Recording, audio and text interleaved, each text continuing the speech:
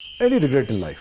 मैंने ये बात शायद पहले कभी ऑन एयर इस तरह की नहीं है जो मैं आज अपना रिग्रेट करना चाहता हूँ। मुझे शायद ये एक रिग्रेट ये है कि मैंने शायद अपने आप को ठीक तरीके से मार्केट नहीं किया,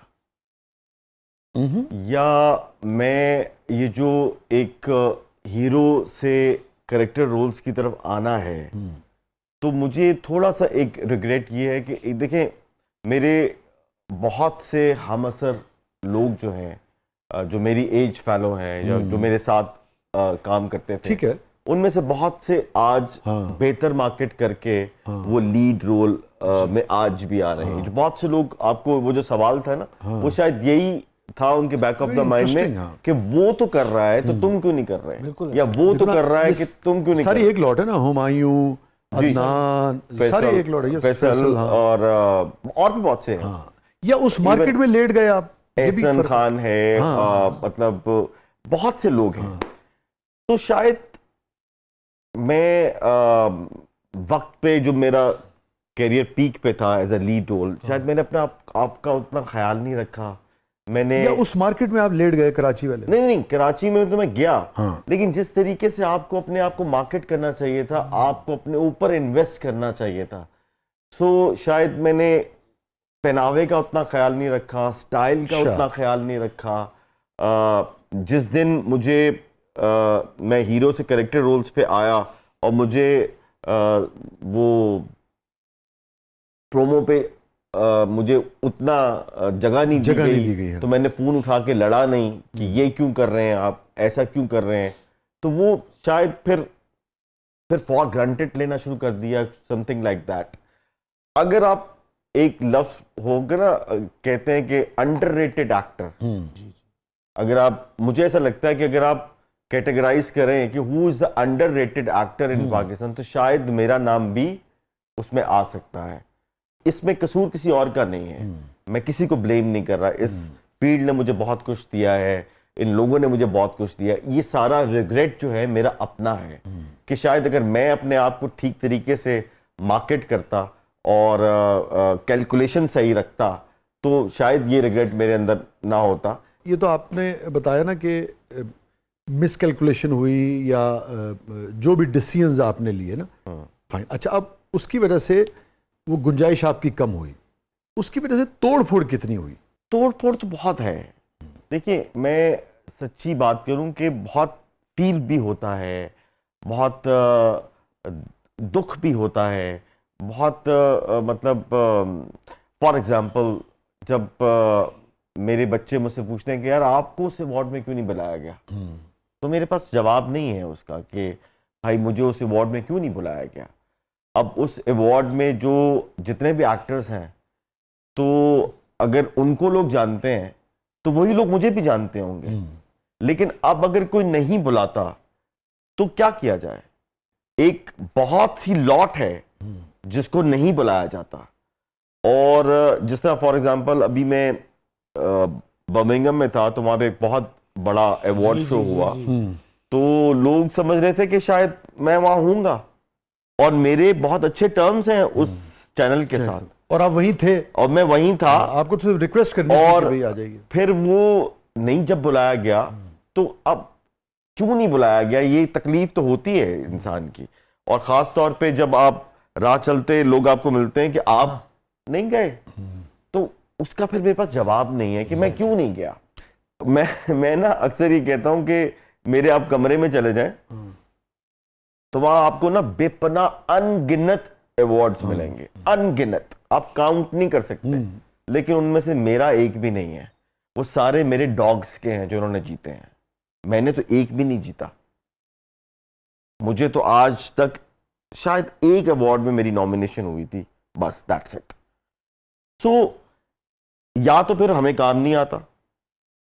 मैं बार बार कह रहा हूं कि मैं ब्लेम किसी को नहीं करता, लेकिन कहीं मुझे ना खिड़की थोड़ी सी खुलती हुई भी नजर आती है कि बहुत सी जगह पे अब बातें हो रही हैं कि यार अब ये सास बहू और बेटी भाग गई और बेटी ये, इससे जरा निकलें और ड्रामे को थोड़ा रिवाइव करें। तो मुझे लगता है कि जब ड्रामा रिवाइव होगा, तब मुझ से लोगों के लिए ज्यादा राहत की बात होगी, तब्दीली आ रही। स्टार्स की वैल्यू है, एक्टर की वैल्यू कम है।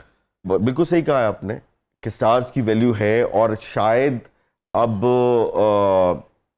जो मतलब दिन में 13, 14, 15 सीन करे, कम रीटेक दे, और वो बोल कैसे रहा है, वो कैरेक्टर को फील कर रहा है कि नहीं कर रहा, शायद उसकी उतनी अहमियत नहीं है, क्योंकि इन द एंड जो है कैलकुलेशन पे हर चीज आ गई है कि तो जब आपने कैलकुलेशन में हर चीज आ जाए तो, लेकिन फिर भी बहुत मैकेनिकल लोग हैं। हाँ, लेकिन मैं फिर भी होपफुल हूँ कि हमने इस ड्रामे को बहुत संभाल के रखा है, और जैसा मैं आप कह रहा हूँ कि अब बहुत से लोग जो है बनाने वाले जो है वो चेंज करना चाहते हैं इस ड्रामे को, तो जब ड्रामा चेंज होगा तो मेरा ख्याल है कि कहानी का जो हीरो है वो 40 साल का बंदा भी हो सकता है, इवन 80 का, 70 का, 60 का। तो कहानी का हीरो होता है इंसान, एज नहीं होती। दुरुस्त, लेकिन हमारे यहाँ कहानी का जो हीरो है वो यंग एज का है, इसलिए हम उसके लिए प्रोटैगनिस्ट का लफ्ज इस्तेमाल करते हैं, इसके गिर्द कहानी जो है वो चल रही होती, तो हम ये उम्मीद कर सकते हैं कि आने वाले दिनों में एक्टर जो है वही स्टार होगा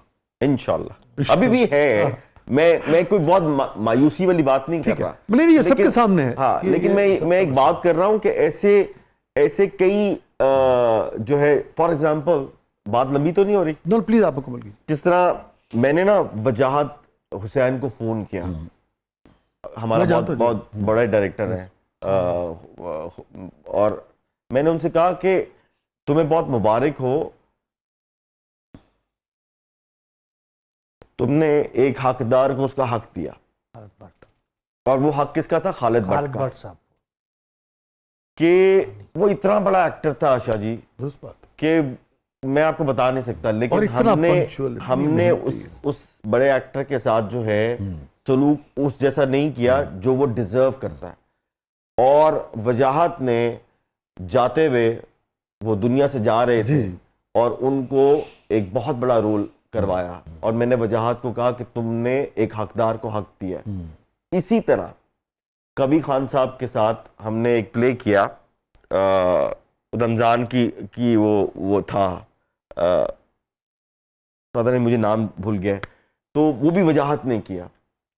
तो ऐसी शाजी कई मिसालें हैं जहाँ पे मैं देखता हूँ कि यार मेरे इस सीनियर को हम उसके साथ वो इंसाफ नहीं कर पा रहे, तो मैं तवक्को करता हूँ कि इंशाल्लाह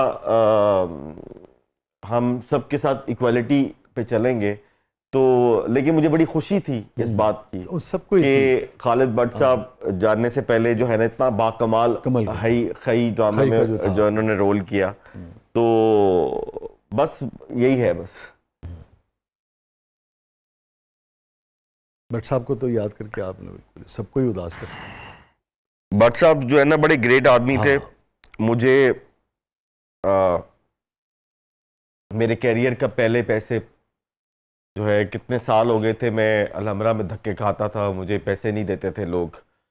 तो एक दफ़ा वो आए बीडन रोड पे, बेल मारी, मुझे नीचे बुलाया और मुझे कहा कि तुझे मैं अपने स्टेज ड्रामे में काम दूंगा और तुझे 2500 रुपया मिलेगा। तो मेरी पहली कमाई जो है वो खालिद भट्ट साहब ने दी थी, और अल्लाह उसको करवट करवट जन्नत नसीब करे। बहुत ग्रेट आदमी थे।